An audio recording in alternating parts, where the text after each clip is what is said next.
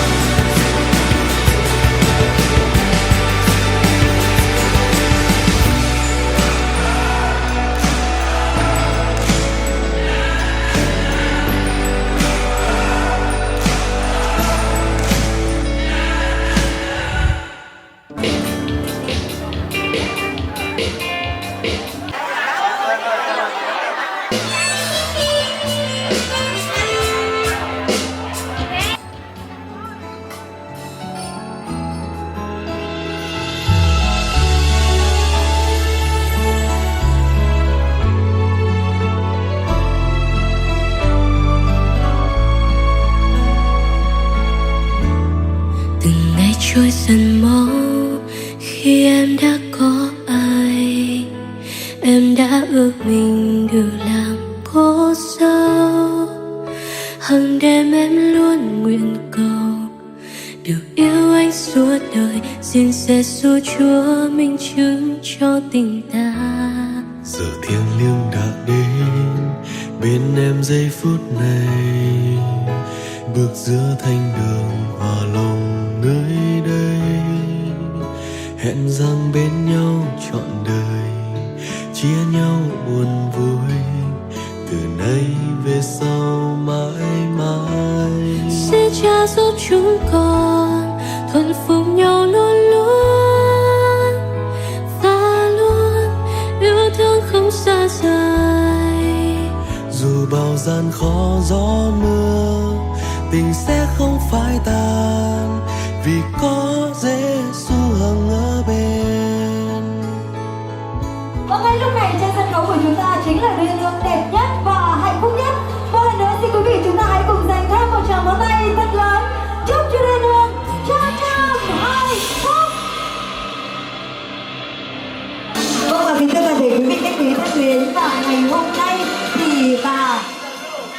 drama ở Bờ Leo là vị đại diện của họ nhà trai cũng đã trở về với sân khấu ngay lúc này đây rồi ạ.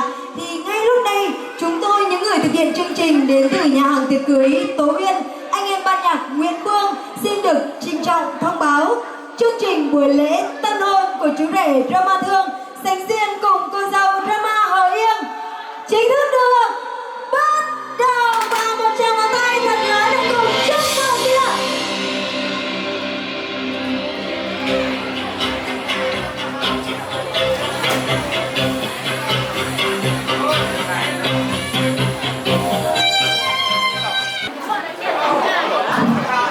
Chúng ta có bên đây đây, bên đây phi răng lên đây, ngạn đêm va. Bạn bè là những giờ tôi ta tay dệt ghé vít hôm nay được nghe mới học ăn đấy bác. Đây có bên đây lên đây ghé vít. Có học ăn có bên đây ghé có vít hôm nay ghé nghỉ. Ghé bóng nặng hôm nay bóng đi mang. Dân cái to là bên đây mình được đây 3:10. Này, đi đâu? Vâng, và một tràng pháo tay thật lớn dành cho mẹ của cô dâu được không ạ? Vâng, thì thưa quý vị thân mến, và đây cũng chính là những lời cảm ơn chân thành nhất mà gia đình dành đến cho tất cả các vị khách quý. Và ngay lúc này đây thì chúng tôi, những người thực hiện chương trình cũng xin được thay lời cho hai bên gia đình cùng đôi nương, xin được gửi lời cảm ơn chân thành sâu sắc nhất đến tất cả các vị khách quý đã cùng bớt chốt thời gian vàng ngọc của mình đến chung vui chúc mừng hạnh phúc cho đôi nương trong buổi trưa ngày hôm nay.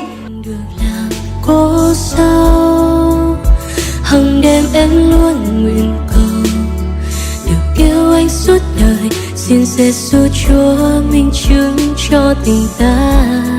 Giờ thiêng liêng đã đến bên em giây phút này, bước giữa thanh đường hòa lòng nơi đây, hẹn rằng bên nhau trọn đời, chia nhau buồn vui từ nay về sau mãi mãi. Xin Cha giúp chúng con thuận phục nhau luôn luôn và luôn yêu thương không xa rời. dù bao gian khó gió mưa, tình sẽ không phai tàn vì có Giêsu hằng ở bên. Xin Cha giúp chúng con thuận phục nhau luôn luôn và luôn yêu thương không xa rời. dù bao gian khó gió mưa, tình sẽ không phai tàn vì có Giêsu hằng ở bên. dù bao gian khó gió mưa, tình sẽ không phai tàn vì có Giêsu hằng ở bên, vì có Giêsu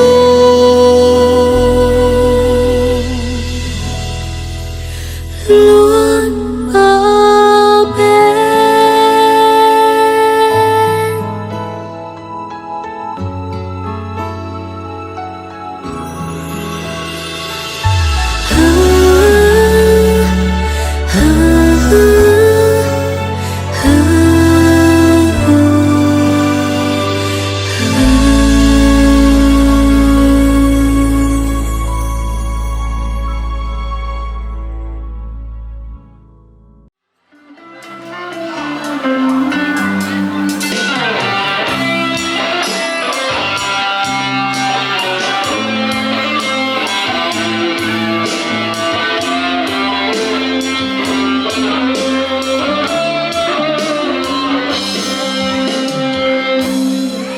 lòng người tôn vinh Cha chí cao, vua quyền năng trên khắp thế gian.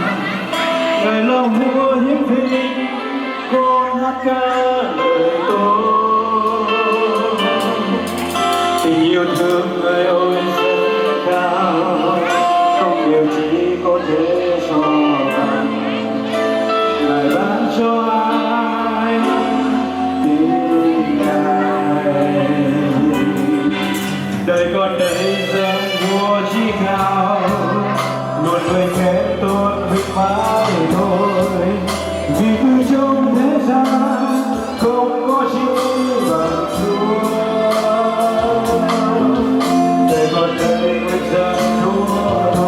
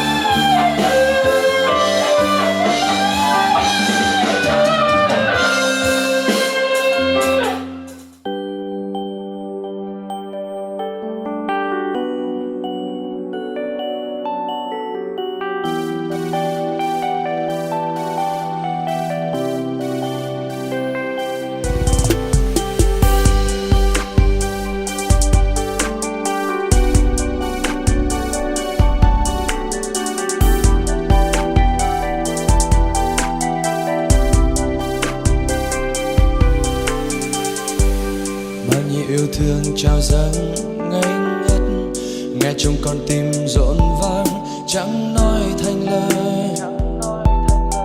Cảm xúc thật tuyệt vời phút giây này, tay trong tay nhau niềm vui như thế, hai con tim ta hòa chung tiếng hát lại nguyên ca. Nếu đó là nhiệm mơ ước cho tình yêu đắm sâu, Chúa đã chọn người này dành cho anh, mãi mãi trọn đời chẳng hề ly thân. Dẫu bước đường đời thời gian quá nhanh, nguyện cùng anh hãy cùng anh bước chân. dẫu sẽ gặp nhiều thật nhiều trong gai, hãy hứa trọn đời chẳng hề chia hai, ước muốn nguyện thề tình yêu mãi mãi. Bao nhiêu thương trao dâng ngây ngất, nghe trong con tim rộn vang chẳng nói thành lời. Cảm xúc thật tuyệt vời phút giây này, Tay trong tay nhau niềm vui như thế, hai con tim ta hòa chung tiếng hát lên nguyên câu. Nếu đó là nhiệm màu ước cho tình yêu đậm sâu. Chúa đã chọn người này dành cho anh, mãi mãi trọn đời chẳng hề ly thân. Dẫu bước đường đời thời gian quá nhanh, nguyện cùng anh hãy cùng anh bước chân. Dẫu sẽ gặp nhiều thật nhiều trong gai, hãy hứa trọn đời chẳng hề chia hai, ước muốn nguyện thề tình yêu mãi mãi. Bao nhiêu buồn đau rồi cũng sẽ qua, Khi anh và em nguyện không cách xa, mình cùng bước chung con đường sẽ bên nhau mãi mãi. Chúa đã chọn người này dành cho anh, mãi mãi trọn đời chẳng hề ly thân. Dẫu bước đường đời thời gian quá nhanh, nguyện cùng anh hãy cùng anh bước chân. Dẫu sẽ gặp nhiều thật nhiều trong gai, hãy hứa trọn đời chẳng hề chia hai, ước muốn nguyện thề tình tình mãi mãi. Chúa đã chọn người này dành cho anh, mãi mãi trọn đời chẳng hề ly thân. Dẫu bước đường đời thời gian quá nhanh, nguyện cùng anh hãy cùng anh bước chân.